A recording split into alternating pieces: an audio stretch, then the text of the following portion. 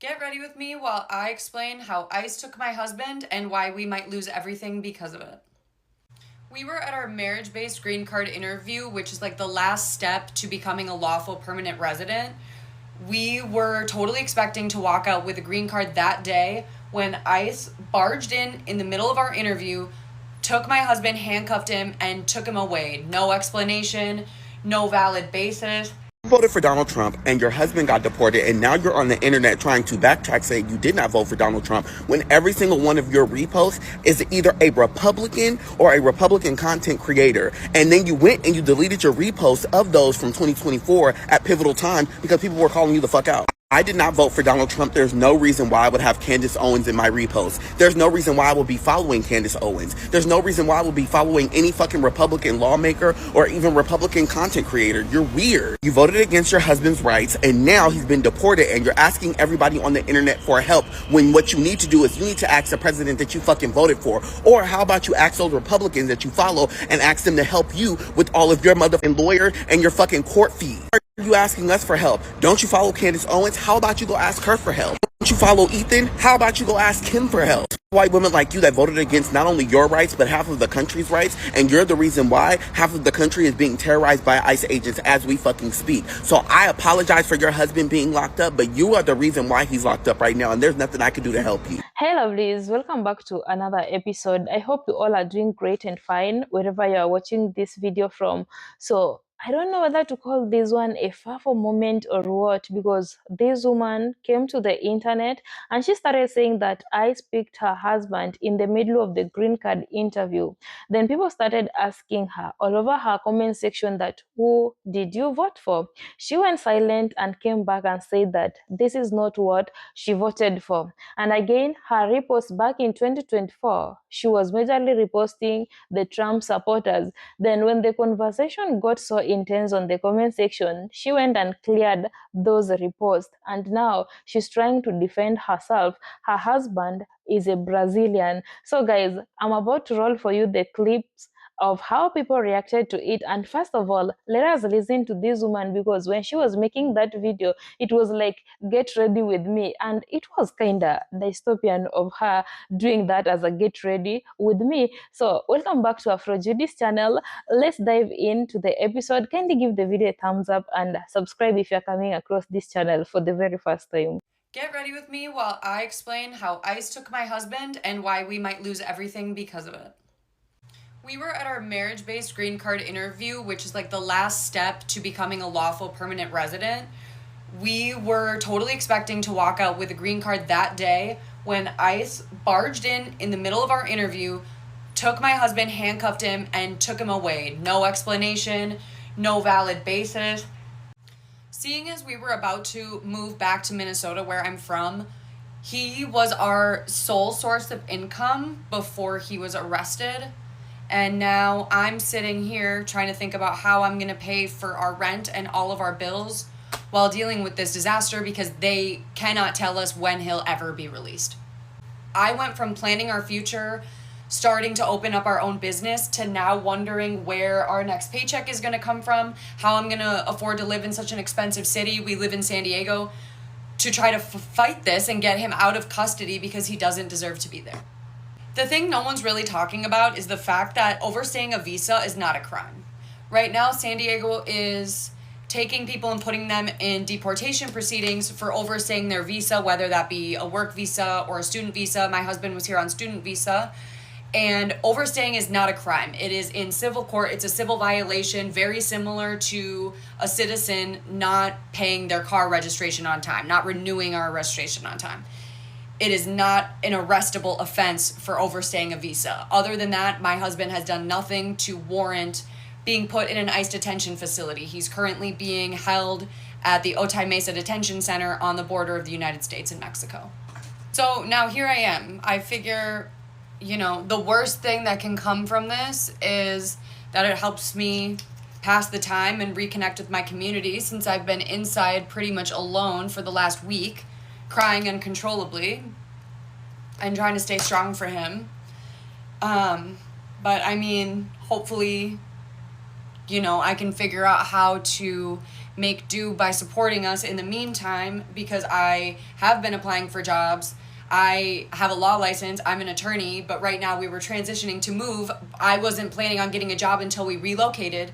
And now I'm trying to figure out ways to support us while he's there, just to keep our house and keep up with our bills. I figure if telling our story will also help educate the public, even if one person sees this, I don't really care, but to at least start spreading the news that it's not about doing things the right way. We were doing things the right way. We were at our green card interview. We were in the court system, but they started deportation proceedings anyway. We've been married for over a year.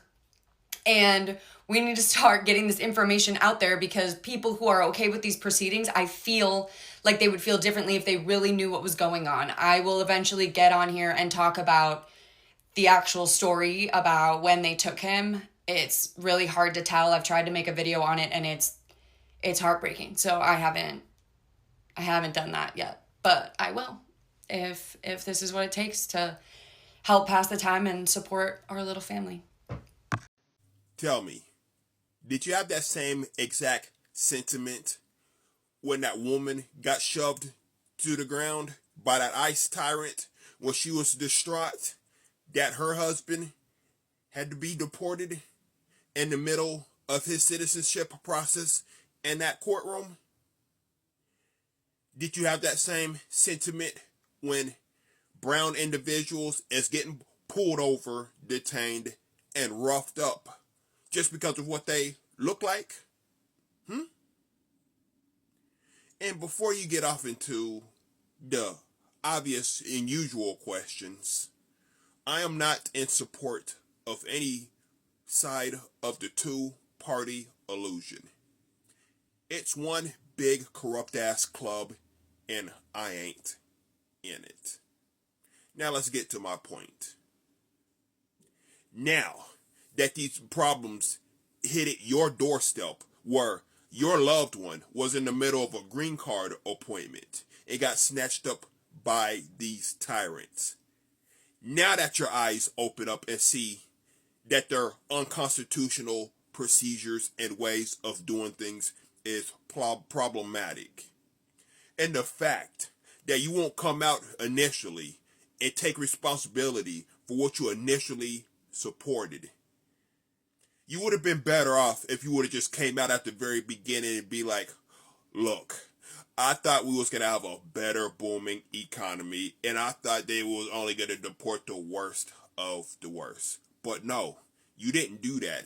You chose to basically double down, delete previous reposts that you've made after initially being called out. So it indicates that you kind of knew what you was getting into before you got into it. You just didn't feel it was going to come directly to your doorstep. And now that it came to your doorstep, it is now a problem. And you know what? I'm wholeheartedly sorry that this happened to your husband. But according to these mass deportation policies, overstaying a visa technically makes you eligible for deportation. The same kind of thing you previously supported.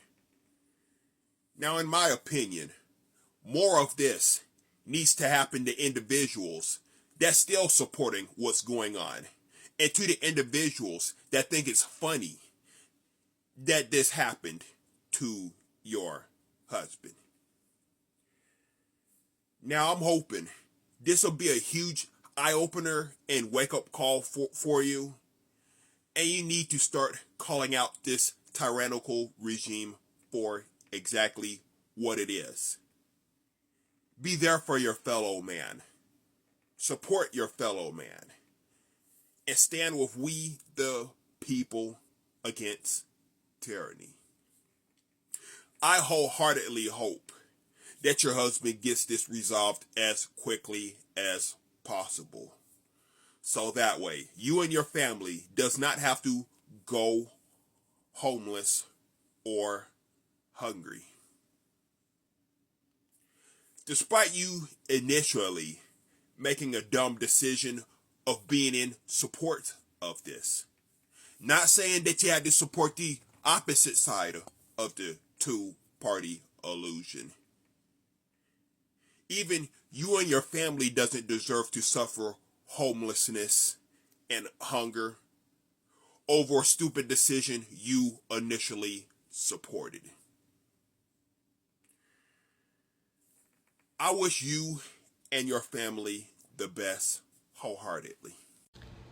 I thought it important to come on here and kind of address the discourse that's going on in my comment section about things that I've either reposted or liked in the past. And I understand it's going to be a very controversial opinion, but I do still believe that people have the ability to grow.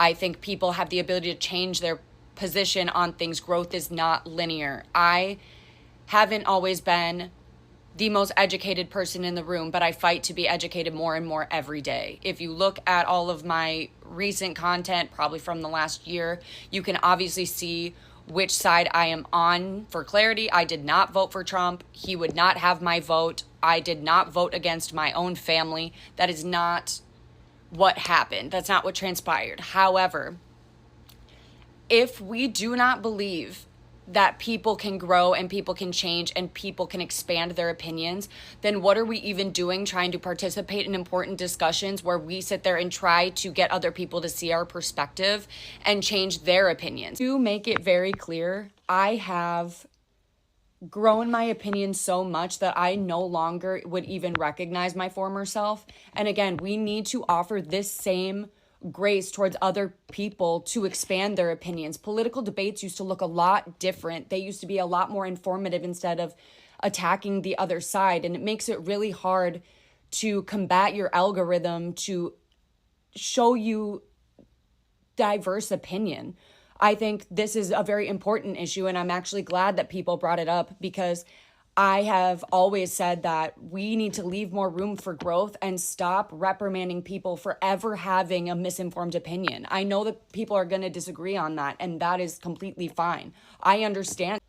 I can't sit here and try to defend my former self when my former self was less educated than I am now. Obviously, a lot of that has come with conversations with my husband himself and in law school, where we consistently had debates where we would bring up different facts and different platforms to get more information and a more well-rounded opinion.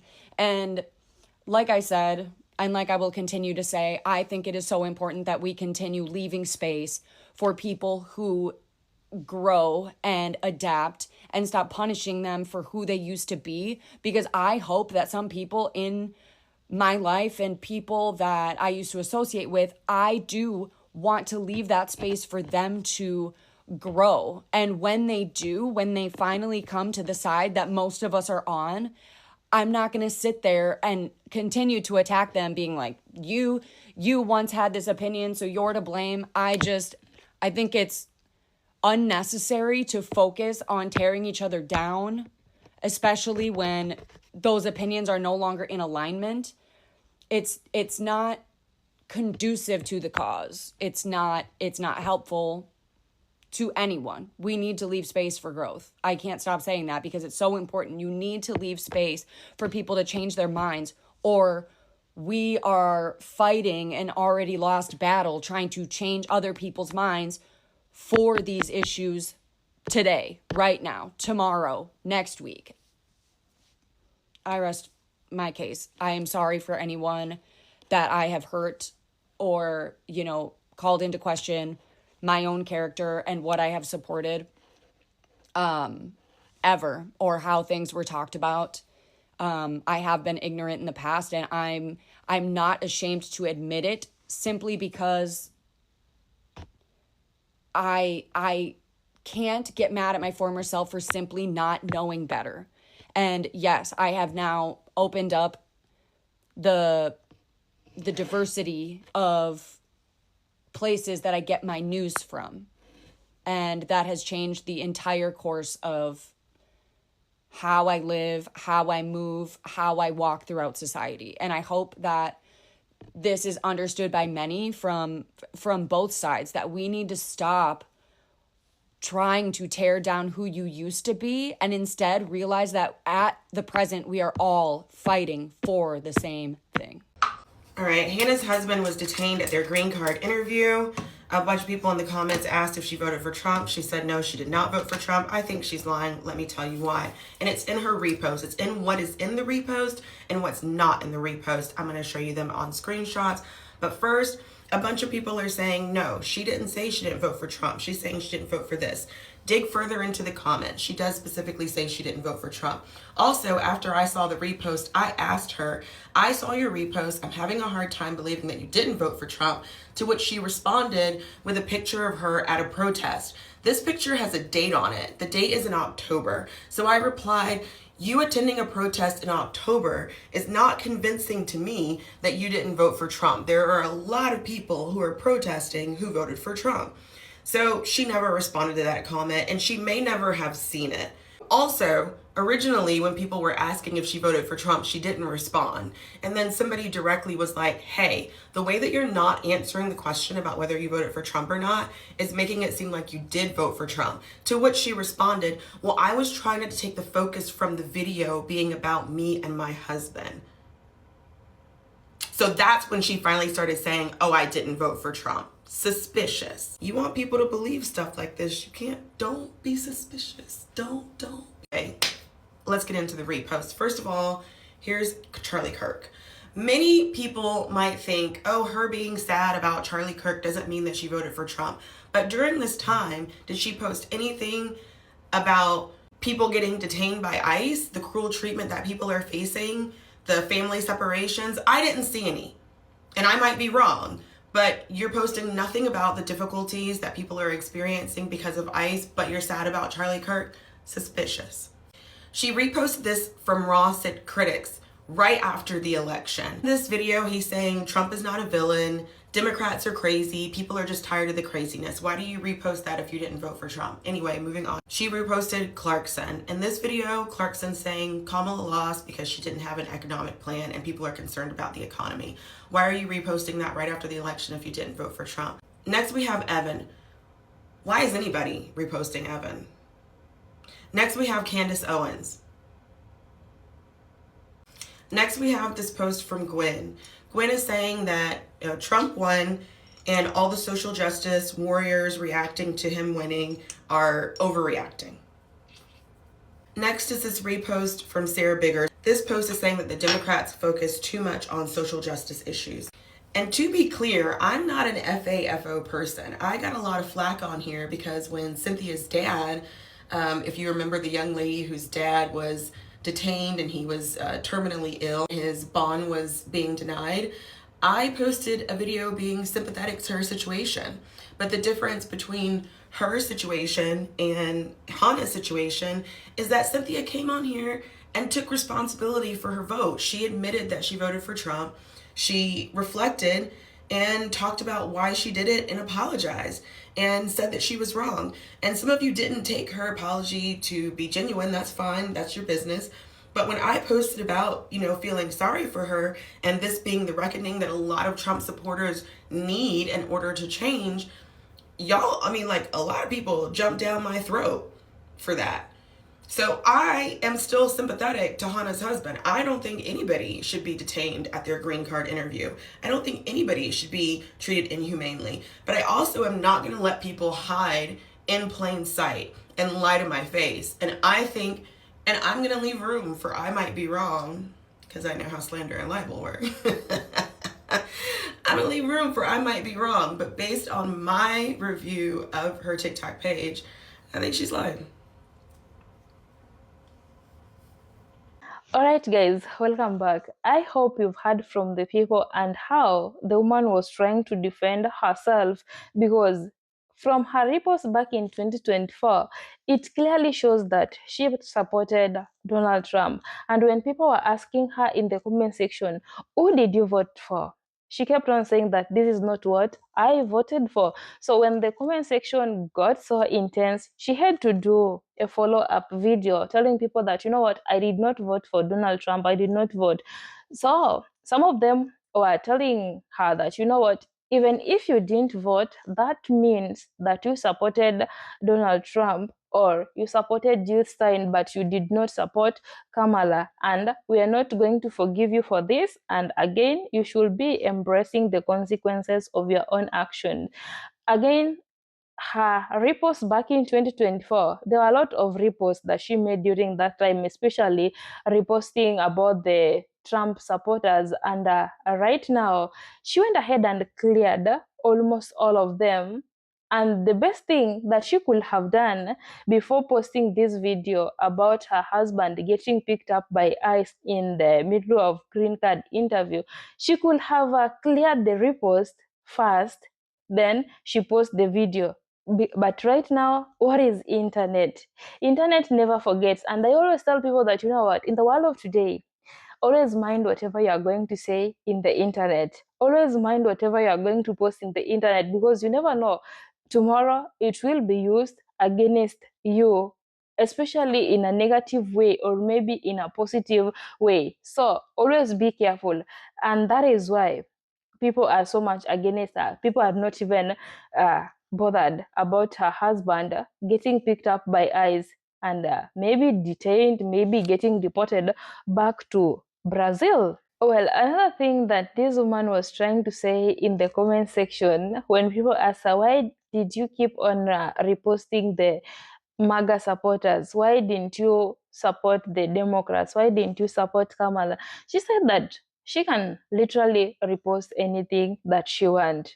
And that is when people realize that actually this woman was supporting the Republicans but not the Democrats. And again, something that tells you that this woman is so unbothered, especially when I picked up her husband at the green card interview, she comes online to do such kind of a video. Let me say that video was so important. She comes online to do it as a get ready with me, and she's even so happy doing a get ready with me on the internet until the comment section got so intense. Just wait, I know it will reach a time that she will turn off the comment section, or maybe she will privatize her account or delete it, because this is what majority of the people always do on TikTok, especially when they know they have messed up and said something that is so weird on the internet. And the internet will never forget everything that she did. I don't know how the husband is feeling about her right now. Then I heard that there are some of the things that the husband did that this woman literally don't want to mention. To mean she's trying to keep them by herself, to act to be a smart woman, or maybe to be a perfect one, and the husband also to be a perfect one. And people say that, well, if you search the name of her husband on the internet, you will find out everything. So if you want to know the name of the husband of this woman, you can go through the comment section of her video. I saw that name there, of which I don't want to mention it here because it will be like hating on someone, and I don't want to be making the hatred videos. Anyway, guys, let me know what you think about this, because people tried to warn this kind of people last year that if you support uh, the current president of the United States, he is having tough immigration stance, of which the immigrants will find it so tough, and he is going to deport people. He kept on saying that he's going to deport people, but no one ever listened. Nobody wanted to listen to whatever they were being warned, until right now they are facing it. They are embracing the consequences of their own actions, and the leopards eat their faces. Anyway, let me know what you think about this in the comment section. Thank you so much, guys, for watching this video. I honestly appreciate your massive love and support each and every single day. Kindly, let's keep the comment section respectful. Until next time, remember to take good care of yourselves. Peace and love.